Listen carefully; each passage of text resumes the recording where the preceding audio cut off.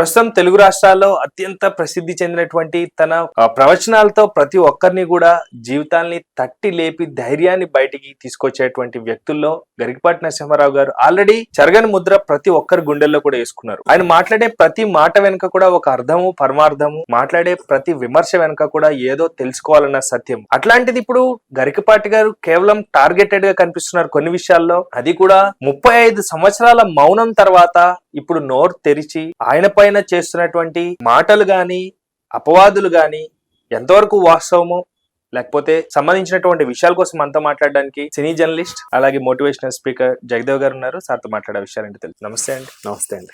ఎలా ఉన్నారు సార్? బాగున్నారా?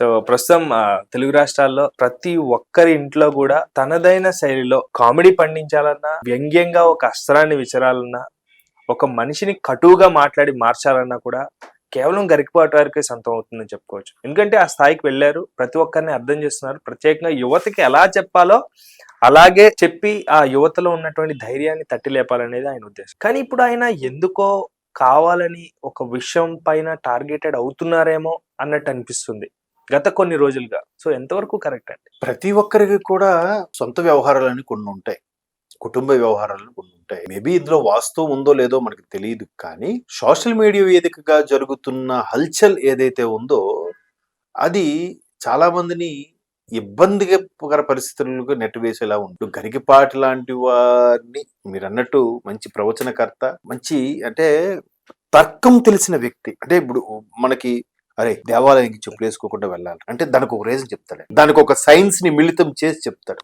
సనాతన ధర్మాన్ని మేళవించి మరి మనకు చెప్తాడు, బుర్రల లోతుల్లోకి ఎక్కేలాగా ఎక్స్ప్లెయిన్ చేస్తారు. పద్మశ్రీ గరికపాటి శ్రీనివాస్ గారు గురుగారిని సంబోధిస్తారు అందరూ ఆయన. ఎందుకంటే ప్రతి విషయంలో కూడా సైన్స్ ఉంది, దట్ ఈస్ నథింగ్ బట్ సనాతన ధర్మం. అది అందులో ఉన్న తర్కాన్ని మీరు పట్టుకోగలిగితే అదే లైఫ్ అని చెప్తాడు. నిన్న ఒక వీడియో చూశాను, అంటే ఒక అన్యమతం ప్రచారం సంబంధించి వస్తున్న సందర్భంలో ఏమండి, ఏ కుటుంబంలో అయినా తల్లి తండ్రి వయసు మీరిన తర్వాత చనిపోతారు. చనిపోయిన తర్వాత వాడు సంవత్సరం వరకు గుడికి వెళ్ళకూడదు, ఇంట్లో దీపం పెట్టకూడదు, నైవేద్యం పెట్టకూడదు, దేవాలయంకి వెళ్ళకూడదు, రకరకాల ఇన్స్ట్రక్షన్ పెట్టి రుద్దేశారు.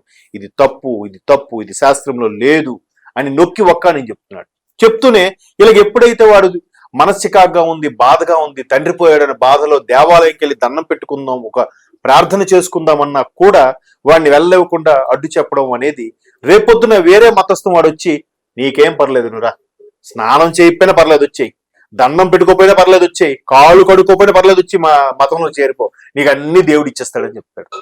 ఆ గ్యాప్ చాలు కదా వాడు డైవర్ట్ అయిపోవడానికి. ఆ ఒక్క మాట కూడా చాలు ఆయనకి ఫ్యాన్స్ అయిపోవడానికి కూడా. అంటే అలాగా బాబు ఇట్లాంటివన్నీ విడమర్చి చెప్తారు గరికపాటి వారు.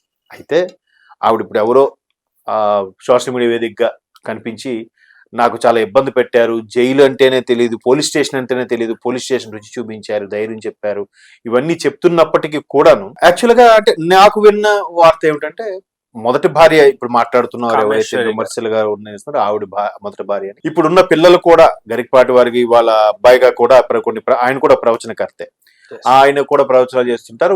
ఆవిడ మొదటి భార్య పిల్లలే. కాకపోతే మరి ఏం జరిగింది, ఇప్పుడు 4 గోడల మధ్య జరిగేది ఎవరికి తెలియదు. నో బడీ కెన్ జస్టిఫై, ఎవరు తీర్పు ఇవ్వలేరు. ఇంకోటి ఏంటంటే మగవైపు వాళ్ళందరూ కోడలదా మంచిదా కాదు, అదే బ్రహ్మరాక్షసరా మా వాడిని తినేస్తుందిరా అని చెప్తారు. ఆ అమ్మాయి తరపు వాళ్ళందరూ వీడు తాగుబోతురా తిరిగిపోతురా అని చెప్తారు. ఏదో గొడవపడి విడిపోవడానికి సందర్భంగా వాడుకునే పదాలు. సో ఏం జరిగిందో మనకు తెలియదు. ఇప్పుడు పిల్లలు ఈయనతో ఉన్నారు, ఈయన పెంపకంలో జరిగింది, తర్వాత మరో పెళ్లి చేసుకున్నారు, ఇప్పుడున్న ఆవిడ రెండో ఆవిడతో చక్కగానే ఉన్నారు. బట్ మొదటి భార్యకి సంబంధించి, కొడుకుకు సంబంధించే లేదా దీనికి సంబంధించి ఏమైనా ఇబ్బందులు కలిగాయా, కుటుంబపరమైన ఏమైనా ఈవిడ పోలీస్ స్టేషన్ వరకు వెళ్లాల్సి వచ్చిందంటే ఊరికే వెళ్తుందా ఆవిడ పోలీస్ స్టేషన్ వరకు? ఆ విషయం చెప్పాలి కదా. ఇప్పుడు ఎవరైతే ఆవిడ నిందలు నేరారోపణ చేస్తుందో గరికపాటి వారి మీద, మరి ఎందుకు నేను పోలీస్ స్టేషన్కి వెళ్లాల్సి వచ్చిందనే వివరణ కూడా ఇవ్వాలిగా. కానీ వ్యక్తిగత దోషం ఎక్కువగా కనిపిస్తుంది అండి దాంట్లో. ఇలా చేశాడు, ఆమె చాలా మాట్లాడే ఒక్క లైన్ మీకు చెప్తాను. నేను నా కర్మ అనుకొని వదిలేశాను, తెంచుకున్నాను, కానీ నా పిల్లల్ని బాగా చూసుకున్నాడు. కానీ ఇప్పుడు ఎందుకు వచ్చారు? కర్మ అనుకొని వదిలేశాను కానీ నా పిల్లల్ని బాగా చూసుకున్నారు, ఆయన సంఘ సంస్కర్త కదా, మాట్లాడిన మాటల్లో నుంచి నేను కూడా సంఘంలో ఉన్నాను కదా, నేను మాట్లాడుతున్నా ఈ రోజు. అప్పుడు ఎలా మాట్లాడాలండి? అన్ని ఆమె చెప్తుంది, వదిలేసాను అంటుంది. Yes, yes. పిల్లల గురించి కదా, దేర్ యు ఆర్. మీ ఆమె సంఘంలో నార్మల్ గా మాట్లాడాలి. ఇప్పుడు మీరు- పర్సనల్ గా ఎందుకు మాట్లాడాలి? మీరు ఇన్న క్వశ్చన్ ఇప్పుడు ఇక్కడే మీకు సగం జస్టిఫై అయిపోతుందా ఎవరు తప్పు ఉందనేది. నిజంగా గరికపాటి వారు తప్పు ఉందో లేదు మీరు ఈ మాటల్లోనే అర్థమైపోతుంది. ఇప్పుడు ఆవిడ అన్ని వ్యక్తిగత దోషంలోకి వెళ్ళినా కూడా ఆయన ఈ రోజు వరకు స్పందించాడా? ఈ రోజు వరకు ఎక్కడైనా మాట్లాడాడా? ఒకవేళ ఆయన మాట్లాడంటే ఉన్న మాట అంటే ఉలికెక్కువరా అనేవాళ్ళేమో. ఆయన ఏం మాట్లాడలేదుగా. పిల్లలు కూడా ఆమెని ఈయన తప్పని చెప్పి ఎవరు బయటకు వచ్చి మాట్లాడలేదుగా. మాటకు అనుకుందాం. నెక్స్ట్, గరికపాటి వారు ఏది కూడా ఓపెన్ గా ఒప్పుకునే తత్వం. ఎందుకంటే ఒకసారి తన తండ్రి గురించి కూడా భావోద్వేగంలోనే లైవ్ లో ఏడ్చేశారు కూడా. నేను నా తండ్రి మాటను పెడచెవిని పెట్టాను, ఎందుకో ఇప్పుడు చాలా బాధ అనిపిస్తుంది, నిజంగా నేను క్షమించడానికి తప్పు చేశాను అన్నట్టు కూడా బాధపడ్డ సందర్భాలు ఉన్నాయి. మేబీ ఈమె విషయంలో బాధపడి ఉంటే చెప్పుండేవారేమో, నాకు తెలుసో తెలియకో మొదట ఇలా జరిగిందని. కాకపోతే ఇప్పుడు ఏదైతే వివాదాలు వస్తున్నాయో ఇదన్నీ కూడా నేను సోషల్ మీడియా వేదికగా చూస్తున్నాను. కొంతమంది మరి కేవలం వ్యూస్ కోసం చాలా పచ్చిగా పెడుతున్నారు. చాలా తప్పండి, అది చాలా తప్పదు. అంటే దానివల్ల మీరు కొంత కర్మ ఫేస్ చేయాల్సి ఉంటుంది. మీరంటే ఇన్ ద సెన్స్ ఎవరైతే సోకాల్డ్ పిచ్చి పిచ్చి థంబ్నెయిల్స్ పెడుతున్నారో వాళ్ళందరూ కూడా. ఇప్పుడు ఆ కామెంట్స్ కింద చూస్తే అండి, ఈ మహాతల్లికి 35 ఏళ్ల తర్వాత భర్త బిడ్డలు గుర్తొచ్చారా? ఇన్ని రోజులు ఏమైంది ఈవిడ? ఇప్పుడు ఎవరికైతే నేము ఫేమ్ వస్తుందో వాళ్ళ జీవితాలతో ఆడుకోవడం, వాళ్ళకి డబ్బులు డిమాండ్ చేయడం ఫ్యాషన్ అయిపోయింది. ప్రతి ఒక్కరు కూడా ఎవరైతే సొసైటీలో బాగా పేరు ప్రతిష్టలతో బతుకుతున్నారో వాళ్ళ మీద బురద జల్లడం అలవాటు అయిపోయింది. మరికొంతమంది అంటే ఇవన్నీ కామెంట్స్ నేను చదువుతున్నామని, రాజ్ తరుణ్, జానీ మాస్టర్, లేదంటే మొన్న బెహరా ప్రసాద్ మన ఆర్టిస్ట్, వీళ్ళందరి మీద కూడా ఎవరెవరు ఒక్కొక్కరు ఎలిగేషన్ తీసుకొస్తున్నారు. ఇప్పుడు జానీ మాస్టర్ మరీ దారుణం కదా. ఆవిడ ఎప్పటి నుంచో స్టూడెంట్ అంట, ఇప్పుడు ఎలిగేషన్ రావడం ఏంటి, దాని ఫోక్సో చట్టం వేయడం ఏంటి, ఆయనకు వచ్చిన అవార్డును కూడా క్యాన్సిల్ చేయడం ఏంటి, ఎంత దారుణం దుర్మార్గం చూడండి. అవునా కాదా? అంటే తప్పు జరిగింది, ఎప్పుడు జరిగింది, ఎన్నేళ్ల కింద జరిగింది. అంటే నిజంగా ఇక్కడ కూడా జానీ మాస్టర్ లాంటోడు నేను చేయలేదు దబాయించవచ్చు కదా, కానీ ఆయన ఎమోషన్ అయ్యి ఒప్పుకున్నాడంట. ఇంతకు ముందు ఎప్పుడో జరిగింది, నాకు స్టూడెంట్ గా ఉన్నప్పుడు, మైనర్ గా ఉన్నప్పుడు జరిగిందని ఏదో సంథింగ్ ఒప్పుకున్నా. అంటే మిత్రులు చెప్తున్న వార్తలు నాకు పూర్తిగా కూడా తెలియదు. మరి నిజంగా కర్ణ కఠోరమైన నేరస్తుడు అయితే జానీ మాస్టర్ ఒప్పుకోడుగా.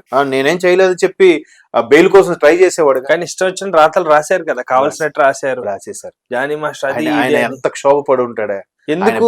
బికాస్ ఫేమస్ అంటే అదే చెప్తున్నాను, ఎవరు ఫేమ్ అయితే వాడు ఇమీడియట్ గా ఆ తెల్ల కాగితం అంతా వదిలేస్తున్నాడు. మచ్చ ఎక్కడ ఉంది, మచ్చ ఎక్కడ ఉంది, అక్కడ మచ్చ ఉంది. ఆ మచ్చను పట్టుకొని ఇప్పుడు ఎలా అయిపోయిందంటే, పూరి జగన్నాథ్ గారు అన్నట్టు గాంధీ సినిమా 100 రోజులు ఆడదు, కడప కింగ్ అని తీస్తేనే 100 రోజులు 200 సెంటర్స్ అంట. అలాగా గరికపాటి వారికి పలానా దగ్గర సన్మానం అయింది. గరికపాటి వారి ప్రవచనాలు ఎంత అద్భుతంగా ఉన్నాయి, ఈ వీడియో చూడండి అని పెడితే ఒక్కడ రోడ్డు మహా అయితే ఒక 10,000 వెళ్తాయి. అదే గరికపాటి వారి రాసలీలలు అని పెట్టండి తమ్మునేరు, గంటలో 1,00,000 వ్యూస్ దాటిపోతాయి. అంటే ప్రేక్షకులు ప్రజలు ఎలాగున్నారంటే కాంట్రవర్సీ కావాలి. ఏంటిది అవునా ఎట్లా అనుకున్న వాళ్ళు. సో ఇట్లాంటివి మనం ఏం చేస్తాం? ఎవరు తప్పండి ఏం చెప్తాం? గరికపాటి వారిది తప్పు కాదు, ఆవిడెవరు కామేశ్వరి గారు ఆవిడది తప్పు కాదు, చూసే ప్రజలది తప్పు. నిజంగా నేను అదే ఫీల్ అవుతాను అల్టిమేట్గా. అంటే అంత యాంగ్జైటీ ఇప్పుడు ప్రోమోస్ చూడండి, వాడిని కొట్టేసి వాడికి మాట అనుకుంటే వెంటనే వాడి మీద డార్క్ ఫ్రేమ్ వేయడం, ఒక బ్లాక్ అండ్ వైట్ ఫ్రేమ్ వేసి ఎలా డల్ అయిపోతే ఏమో ట్రైలర్ ఏంట్రా ఏంటి కొట్టేసుకున్నారా అని వీడియో చూస్తాం. తీరా చూస్తే అక్కడ ఏమి ఉండదు కామెడీ. ఈ మధ్యన డైరెక్ట్ కూడా వాడుతున్నారు జబర్దస్త్ లాంటి షోస్ లో, ఎరా కట్ కోసం, ఇది ప్రోమో కట్ కోసమేనా ఈ డైలాగ్ కొట్టావని అంటున్నాడు. అంటే అట్లాంటి కాంట్రవర్సీలకు అలవాటు అయిపోయారు, అట్లాంటి బ్యాడ్ న్యూస్లకు అలవాటు అయిపోయారు. ఎక్కడైనా ఏదైనా కాంట్రవర్సీ ఉందంటే దాని మీదకి వెళ్ళిపోతుంది దృష్టి, మంచి వైపు వెళ్ళట్లేదు. సొసైటీలో మంచి ఉంది, చెడు ఉంది. ఈ చెడును పోర్ట్రే చేసి మళ్ళీ రేపు ఫోన్ వాడడంలో చెడిపోతున్నా అని చెప్పేది మనమే, ఆ ఫోన్ వాడుతూ చెడు వైపు వెళ్ళేది మనమే. అసలు అలా ఫోన్ వాడితే చెడిపోతారు, హౌ టు అవాయిడ్ ఫోన్ అని ఆ ఫోన్ లోనే చూడాలి. ఎగ్జాక్ట్లీ, బాగా చెప్పారు. అంటే అలా ఇప్పుడు అరే అది ప్రవచనకర్త, ఆయన ఇంతవరకు ఎటువంటి మచ్చలు లేవు, ఆయనకి ఎటువంటి ఎలిగేషన్స్ కూడా లేవు. అటువంటి వ్యక్తిని ఈ రోజు ఎవరో ఒక ఆవిడ అంటుందంటే ఆలోచించాలిగా. చిన్న లాజిక్ మీరు అన్నారే, అర్థం అనేది ఎక్కడో కోశాన్ని ఉంటది కదా, ఉంటది. లేదన్నప్పుడు దైవ చింతనలో ఉన్నా నా వయసు ఇంతవరకు వచ్చింది, నేనేంటో అందరికీ తెలుసు, అందరికి తెలిసినప్పుడు ఇప్పుడు ఎందుకు మరి ఇప్పుడు పెద్దదానం అయిపోయినావు అంటున్నావు. ఇప్పుడు అంటే ఆయన మీద బురద చల్లడం వల్ల, ఆయన రోడ్డుకి ఏడ్చడం వల్ల మీకు కలిగే ప్రయోజనం ఏంటి? మానసిక పైశాచిక ఆనందం తప్ప మీకు ఒరిగేది ఏమిటి? అలాగే నేను ఆయన ఏదో ఉత్తమోత్తముడు పురుషోత్తముడు అని అనట్లే, ఎప్పుడో ఏదో జరిగింది, అవన్నీ అయిపోయాయి. ఇప్పుడు ఎందుకు తెర మీదకి వచ్చి మాట్లాడుతున్నారు? అంటే ఆయనకి గరికపాటి నరసింహారావు గారు ప్రవచనకర్త ఫేమస్, మనకి ఇద్దరే గుర్తొస్తారు తెలుగులో, చాగంటి చాగంటి గారు, గరికపాటి వారు. మరి అలాంటప్పుడు చాగంటి కోటేశ్వరరావు గారు ఒక ప్రవచనం ఇప్పుడు వరకు వినలేదండి, భర్తను నిందించి సమాజంలో అన్నప్పుడు మరి అప్పుడు ఇప్పుడు చేసేది అదే కదా, అంటే ఇప్పుడు ఈవిడ తప్పే కదా, అంటే ఎంతవరకు దైవ చింతన, ఎంతవరకు తప్పులు మనం అసలు- నిర్ణయించలేం, ఇంకా వాళ్ళ విచక్షణకే వాళ్ళ విజ్ఞతకే వదిలేద్దాం. బట్ సోషల్ మీడియా వాళ్ళకి నేను రిక్వెస్ట్ ఏంటంటే, అయ్యా విషయం తెలుసుకొని మాట్లాడండి. మాట్లాడుతున్నారు బాగుంది, లోపల మ్యాటర్ ఏ ఉండట్లేదు, కానీ పిచ్చి పిచ్చి థంబ్నెయిల్స్ పెడుతున్నారు. అది మాత్రం వాళ్ళ మానసిక క్షోభకు గురి చేసేలా ఉండొద్దని నా విన్నపం.